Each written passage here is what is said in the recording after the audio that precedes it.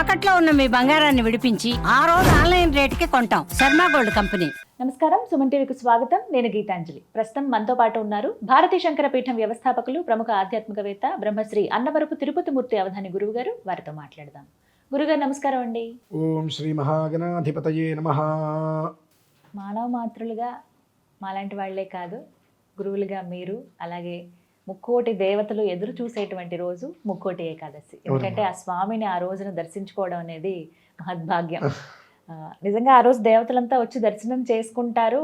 అది మా అనుభూతి కూడా మనం చెందుతాము బ్రహ్మముహూర్తంలో మనం గనక స్వామిని దర్శించుకుంటే. లేకుంటే ఆ రోజంతా కూడా ఉత్తర ద్వారం గుండా దర్శనం అనేది ఉంటుంది. తిరుమల లాంటి క్షేత్రం ఎంత వైభవంగా వెలిగిపోతుందో ఒక 10 రోజుల పాటు మనందరికీ తెలుసు. అన్ని వైష్ణవాలయాల్లో ఈ సందడి మనం చూస్తాం. మరి ముక్కోటి ఏకాదశి ఇంకా విశిష్టత మాట్లాడదాము. అలాగే ఆ రోజున అందరూ దేవాలయానికి వెళ్ళాలనుకుంటారు. ఇంట్లో ఏమన్నా పూజ అలాంటివి చేసుకోవచ్చా అండి? ఖచ్చితంగా దేవాలయానికి వెళ్ళాలా? ఈ వివరాలు తెలియచేయండి. క్షీరోధన్వత్ ప్రదేశే శుచిమని విలసత్సైకతే మౌక్తికానాం మాలాక్లుప్తాసనస్థస్ఫటికమనిరభైర్మౌక్తికైర్మండితాంగః శుభ్రైరభ్రైరదభ్రైరుపరి విరచితైర్ముక్తపీయూషవర్షైః ఆనందీనః పునీయాతు అరినరినగదా శంఖపాణిర్ముకుందః. స్వామివారి యొక్క స్మరణం చేసుకుంటూ ఉంటే మనం ఎక్కడున్నాము కూడా మనకు తెలియదండి. అంతటి అద్భుతంగా శ్లోకమునందే ఉంది అంటే ఇంకా మంత్రమునందు ఆరాధన చేస్తే ఆరాధన యందు ఇంకెంత మనం మోహం వచ్చేస్తుంది ఆయన మీద. మనకు సామాన్యమైన మోహం కాదండి. భూమి మీద అందమైనటువంటిది ఏదైనా ఉంది, సమ్మోహన శక్తి అంటే అదేనండి, ఇంకెళ్ళేది. ఆ ద్వార దర్శనం, అందులోనూ కూడా ఉత్తర ద్వార దర్శనానికి నిజమైనటువంటి తత్వం కూడా ఈసారి ఏర్పడిందండి. భరణి నక్షత్రం. భరణి అనే మనం స్వతహాగా ఉత్తర ద్వార దర్శనానికి ఎందుకు మనం వెళ్తూ ఉంటాము, దర్శనం చేసుకుంటాము, ఎంతమంది ఉన్నా అందులో మనం కూడా ఉండాలని ఎందుకు అనుకుంటాము అంటే, ఆ రోజు ఆ స్వామివారి దర్శనం చేసుకుంటే మనకు ఎన్నో రకాలుగా శుభ యోగం అందుతుంది, సుఖ సౌఖ్యాలతో ఉంటాము, మన దోషాలన్నీ కూడా నిర్వీర్యమైపోతాయి అని ఎన్నో రకాలుగా ఆలోచిస్తుంటాం. అయితే ఈ భరణీ నక్షత్రం రావడం అనేటువంటిది జన్మ జన్మల కృత యోగం. చాలా అరుదుగా వస్తుందండి. అవునండి. ఈ భరణీ నక్షత్రం కూడా శుక్రుడిది, అందులోనూ యమధర్మరాజుది కూడా. యమధర్మరాజుది శుక్రుడిది, అందులోనూ మంగళవారం, కుజ శుక్ర సమ్మేళనం. నాకు తెలిసి ఈ ముక్కోటి ఏకాదశి తర్వాత ఎంతోమంది జీవితాలు అంటే ఇక విడిపోవటానికో దేనికో కొంతమంది సిద్ధంగా ఉంటారు కదా, ఆ జీవితాలని కలిసిపోతాయండి. ఎంత విశేషం. కోర్టులో ఎంతో పెండింగ్లో ఉన్నటువంటి విడాకులకి సంబంధించిన అన్ని క్యాన్సిల్ అయిపోయి ఎవరికి వారు ఆ దంపతులు కలిసిపోతారమ్మా. అంతటి సంయోగంతో వచ్చినటువంటిది ఈసారి నాకు చాలా తృప్తిగా ఉంది. ఎందువల్లనంటే మానవ జీవితంలో వివాహం అనేటువంటిది ఒక్కసారి ఉంటుంది, కానీ అటువంటివి ఎన్నో రకాల ఇబ్బందులు పడుతూ చూస్తున్నాం. అటువంటి వాటిలన్నింటికి కూడా మోక్షం కలిగించడానికి, ముక్తి కలిగించేందుకే భగవంతుడు ఎప్పుడూ ఒక్కసారి ఒక విధానాన్ని ప్రవేశపెడతాడు, మానవ క్షేమాన్ని కోరి కాంక్షించ ఇటువంటివేనమ్మా. అద్భుతం అండి. ఖచ్చితంగా ఇదైతే మీరు రాసుకోవచ్చు. దాంపత్య సమస్యలు ఉన్నవారు, ఖచ్చితంగా విడిపోవాలి అనేటువంటి ఆలోచనలు ఉన్నవాళ్ళు బయటకు వచ్చేస్తారమ్మా, ఇలా కలిసిపోతారు. చాలా మంది ఏంటంటే తిరుపతి వెళ్ళే దర్శనం చేసుకోవాలని కొంత ఉంటుంది, అది ఆశ ఉండడం సహజం కూడా. అయితే మీలాంటి గురువులు చెప్పే మాట ఏంటంటే మన ఇళ్ళ దగ్గర కూడా చాలా దేవాలయాలు ఖచ్చితంగా ఊరిలో లేదండి. అంతే, నేను ఇదే అడగబోతున్నాను. ఇంటి దగ్గర ఎలా చేసుకోవాలి? కడుపే కైలాసం, ఇల్లే వైకుంఠం అంటారు, చూశారండి? అవును. ఈ ముక్కోటి ఏకాదశి రోజు నాడు ఇల్లే వైకుంఠంగా భావించి చక్కగా ముందు రోజు సాయంత్రానికి ఇల్లు మొత్తం కూడా నీట్గా చేసేసుకొని ఇంటి ముందు చుట్టూతో మామిడి బండలు కట్టేసుకోండి. స్వామివారికి శుభ్రంగా ధౌత వస్త్రములు, నూతన వస్త్రాలు కట్టి, మీ ఇంట్లో విగ్రహాలు ఉంటే లేదా ఫోటో ఉన్నా సరే నూతన వస్త్రాలు పెట్టి, మీకు ఉత్తర ద్వారం, మీ ఇంట్లో సింహద్వారం కాకుండా ఏ ద్వారం ఉన్నా ఉత్తర ద్వారం పర్లేదు, సింహద్వారం అయినా నష్టం లేదు, ఎటు అయినప్పటికీ ఉత్తర ద్వారం వైపు ఆ సమయమునందు చక్కగా ఉత్తర ద్వారంలో స్వామివారిని ఉంచి అక్కడ కూర్చొని, మనకు మంత్రాలతో పని లేదు, శాంతాకారం భుజగశయనం పద్మనాభం సురేశం విశ్వాకారం గగన సదృశం మేఘవర్ణం శుభాంగం లక్ష్మీకాంతం కమలనయనం యోగి హృద్యానగమ్యం వందే విష్ణుం భవభయహరం సర్వలోకైకనాథం. సర్వలోకానికి ఏకైకనాథుడు అని. అలాగే విష్ణు సహస్రనామం చెప్పుకొని అందులో మీకు 2 శ్లోకాలు చెప్తా, మీకు అర్థమైపోవాలి జీవితం అంటే ఏంటో.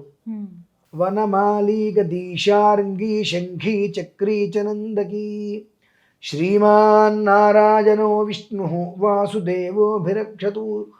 విష్ణు సహస్రనామం రాకపోయినా శ్రీమన్నారాయణ అన్న ఓం నమో నారాయణ అనుకున్నప్పటికీ కూడా ఆయన ఏ రకంగా మనల్ని కాపాడతాడు అంటే ఆర్త విషన్నాశ్చిథిలాశ్చ భీతా ఘోరేషు చ వ్యాధిషు వర్తమానా. ఆర్తితో కసారా ఆయన్ని కనుక ఆ రోజు నాడు స్మరిస్తే నీ ఎక్కడికి వెళ్ళద్దు. నీ ఇంట్లో ఉన్నవాడు దేవుడే అనుకుంటే నువ్వు ఎక్కడికి వెళ్ళకల్లా, ఇంట్లోనే చేసుకో. నీ ఇంట్లో చేసుకో. ఇంట్లో ఉన్నవాడు దేవుడు కాదు అనుకుంటే నీ ఇష్టం, నువ్వు ఎక్కడికైనా వెళ్ళు, ఎలా అయినా వెళ్ళు, సంబంధం లేదు.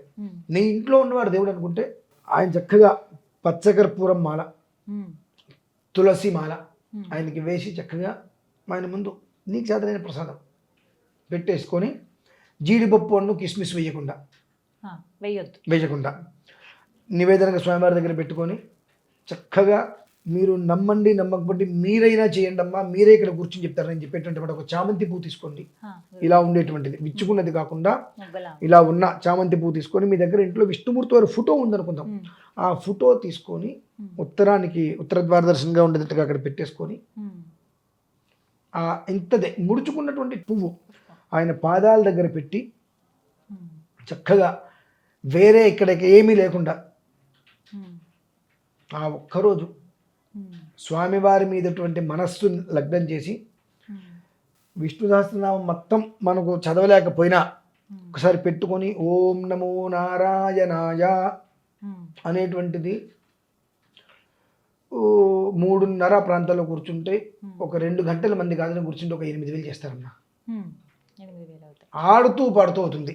ఓ 2 గంటల మంది కాదనుకుంటే ఖచ్చితంగా మీరు అంటే సూర్యోదయం వరకు కాబట్టి దాని ప్రధాన సమయం మీరు కూర్చొని కనుక చేయగలిగితే ఆర్త విషన్నాశిథిలాశ్చ భీతా ఘోరేషు చ వ్యాధిషు వర్తమానా అంటే ఆర్తితో ఆయన్ని మీరు తెలిసినట్లయితే మంత్రంతో పనేది అక్కడ భక్తి ప్రేమ ఆ రెండిట్లతో స్వామివారిని మీరు కొలిచినట్లయితే శిథిలాశ్చ భీతా ఘోరేషు చ వ్యాధిషు వర్తమానా.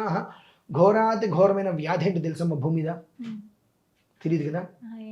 ఘోరమైనటువంటి వ్యాధి ఏమిటి అంటే ఉన్న దాంట్లో సంతృప్తి పడక కొత్తదేదో కావాలి, లేనిదేదో కావాలి, నాది కానిదేదో నాది కావాలనేటువంటిది అసంతృప్తి ఘోరమైన వ్యాధి. దాన్ని మించిన వ్యాధులు లేవు. అది ఒక్కటి మనకు పోయిందంటే ఇక మనంతటి యోగవంతులు ఎవరు ఉండరు. వర్తమానంలో ఘోరేషు చ వ్యాధిషు వర్తమాన ఏదైతే నిన్ను తొలిచేస్తుందో మనస్సులో రకరకాల అనుమానాలతో ఆవేదనతో ఆలోచన తొలిచేస్తూ నువ్వు మనిషిగా లేకుండా ప్రవర్తన మారిపోయి ఇష్టం వచ్చినట్టుగా చరించడానికి ఏదైతే కారణమైందో సంకీర్త్య నారాయణ శబ్దమాత్రం ఆ క్షణంతో వర్తమాన కాలంలోనే ఎప్పటి నుంచో నీకు ఏదైతే ఉంటుందో ఆ వర్తమాన కాలంలో ఆ సంకీర్త్య నారాయణ శబ్దమాత్రం విముక్త దుఃఖా. నీకు ఎన్ని రకాలైనటువంటి సమస్యల నుండి విముక్తి కాలేక మదన పడుతూ అసంతృప్తిగా ఇబ్బంది పడిపోతూ అది కుటుంబం కావచ్చు, దంపతులు కావచ్చు, ఏదైనా కావచ్చు ఉన్నావో అందులోంచి నీకు ఆ క్షణకాలం నేను బయటపడేస్తానమ్మా. ఎందువల్లనంటే అంటే ప్రతి సంవత్సరం వస్తుంది కదండి.